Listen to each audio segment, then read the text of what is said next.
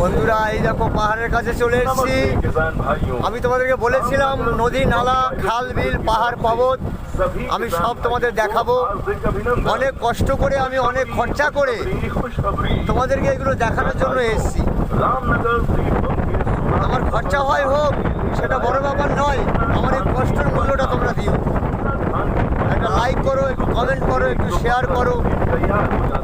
এই পাহাড়ের নিচে আদিবাসীরা বাস করে, ছোট ছোট ঘর। এই দেখো এই যে পাহাড়ের ঢালটা দেখো বন্ধুরা, এখানে ক্যামেরা নিয়ে আসা উচিত।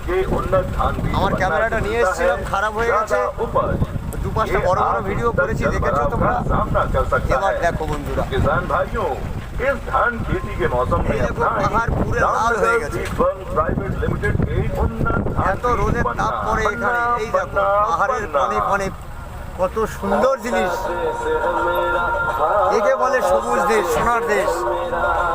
এটা পাহাড়, এটা পর্বত, এটা নদী। এপারে নদী, এপারে নদী দেখো, এপারে নদী। কেমন লাগলো জানাবে।